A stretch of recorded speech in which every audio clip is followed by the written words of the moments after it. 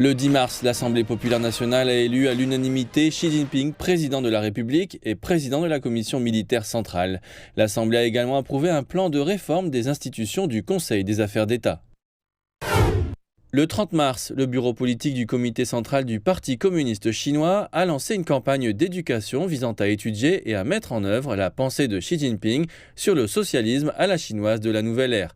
Le parti a appelé tous les membres du PCC à s'inspirer de la pensée de Xi Jinping sur le socialisme à la chinoise de la nouvelle ère pour aider à construire un pays socialiste moderne et promouvoir le grand rajeunissement de la Chine.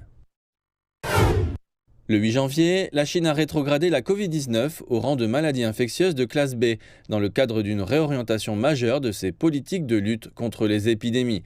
La gestion efficace de la Covid-19 et l'adaptation en temps voulu des mesures de prévention ont permis à la Chine de freiner la propagation du virus, de réduire le nombre de décès et de soulager son système médical. En 2023, l'économie chinoise a connu une forte reprise, restant sur la voie d'une croissance annuelle de 5,2%. La stabilité de l'emploi, le niveau général des prix et la balance commerciale internationale ont été maintenus. Le pays a également fait preuve d'innovation significative dans les domaines industriels et technologiques. L'année 2023 a marqué le 10e anniversaire de l'initiative La ceinture et la route.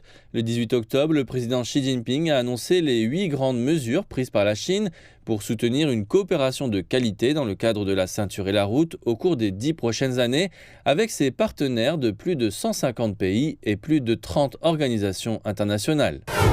En septembre, le nombre d'entreprises privées en Chine a dépassé 52 millions, représentant plus de 92% du nombre total d'entreprises. Cela indique un impact notable des lignes directrices publiées pour stimuler l'économie privée, y compris des mesures visant à améliorer l'environnement commercial et juridique.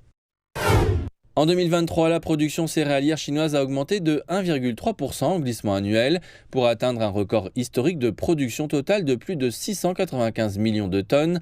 La Chine maintient un niveau stable de plus de 650 millions de tonnes depuis 9 années consécutives, mettant en avant la revitalisation rurale dans le pays et stabilisant le marché mondial des céréales. La Chine a accueilli avec succès les 31e Jeux mondiaux universitaires d'été de la FISU à Chengdu et les 19e Jeux asiatiques à Hangzhou.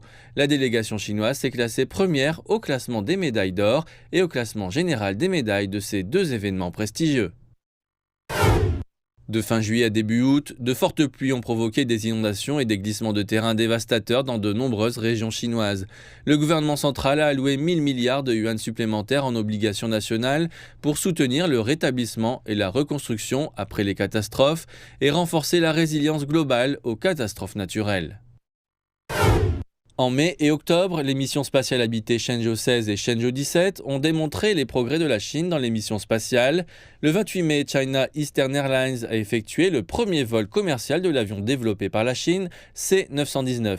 En septembre, un smartphone fabriqué en Chine et équipé de puces haut de gamme développées par la Chine a été mis sur le marché. Le 4 novembre, le pays a livré à Shanghai son premier navire de croisière de grande envergure construit dans le pays.